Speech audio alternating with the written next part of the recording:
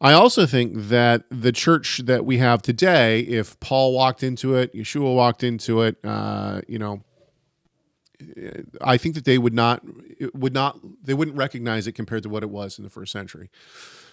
But the person who's writing this email believes that their doctrine and their belief is 100% right. And what we have is things mentioned that not everyone within Christianity has accepted, right? And so each one of these things has to be taken individually. You can't take them all as a whole because not everybody within the Christian church believes them as a whole. And we have to always remember that I would say 95% of the Messianic / Hebrew roots / Torah movement / whatever you want to call it came out of the church. And when I say came out of the church, what I mean is they were in a mainstream Christian church and they said, hey, we should be keeping the Sabbath. Hey, we should be keeping a kosher diet. Hey, we should be keeping the festivals. So God is working within the church to reform his people. The interesting thing is that a lot of the time it's not coming from the Christian leadership. Sometimes it is, but not all the time, which means that it is placed upon the heart of the believer themselves because they're not receiving it from the pulpit. So that to me says it's a movement of the Spirit. Okay. Now, of course, within the Christian church, what are they going to say? They're going to say, well, it's a movement of a spirit, but it's not the Spirit of God, right? Because they think that it's falsehood. Okay.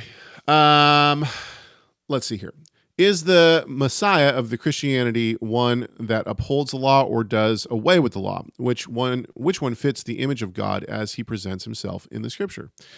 A Messianic teacher, I heard, once said, show me which commandments you keep and I will tell you which God you serve. The implication here is that maybe we have created for ourselves an image of God that we are comfortable with that doesn't match the image of God presented in Scripture. This is an absolutely true statement,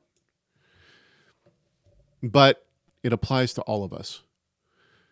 It doesn't just apply to the person sitting in the mainstream Christian pew.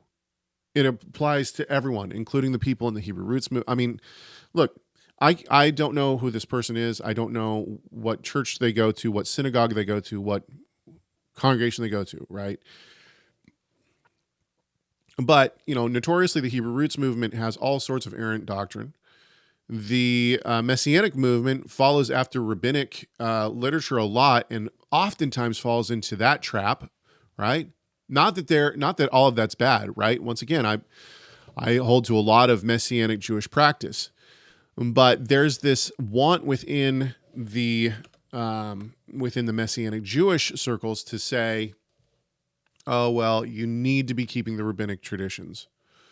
And I think that Yeshua is against this. And then to this person's point, even within the Christian church. So which one's right? And my point simply is this. As humans, what we want to do is we want to build God in an image that suits our wants and needs. This is sin, right? This is sin, but we all attempt to do it. And I think that if we're really honest with ourselves, we all do this to some extent. Now, granted, we're trying not to do that, right? And I think that the more we strive, the better it gets. But ultimately, if you look at all the groups within the Torah movement, we're just as guilty as building God into an image that we want. And I would say a lot of the time, the image that we want is this everything is pagan image. And so it's not the Messiah that was here on earth. Right? Some of it is, of course. I mean, we have a relationship with the Mashiach, but at the same time, I think we have to constantly be saying, am I understanding correctly?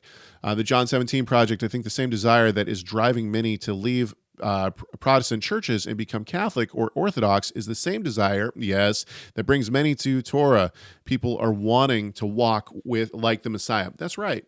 And I think that there is, I've said this before, and I'll say it again here. If I wasn't Torah observant, if I didn't believe that the Torah still applied for Jew and Gentile today, I would probably end up in the Greek Orthodox Church. Why? Well, because I don't believe in the Pope, First of all, neither does the Greek Orthodox, but the Greek Orthodox say, well, our version goes back to the apostles, right? And we've been in the mainstream the whole time. We've accepted the first 7 councils. And so we have authority. And there's this tradition, and there's, all these rituals and all these things. Why can't I accept Greek Orthodoxy? Because the councils come and say that the Torah is done away with. That goes against God. That goes against the scriptures themselves. And so clearly, in my mind, Greek Orthodoxy cannot be right. But if I believed, the Torah's been done away with, why wouldn't you become Greek Orthodox? Continue listening to this conversation by clicking the full show link on the left side of your screen, or check out the video on the right that YouTube thinks you'll like. Don't forget to subscribe to this YouTube channel so you never miss content from Messiah Matters.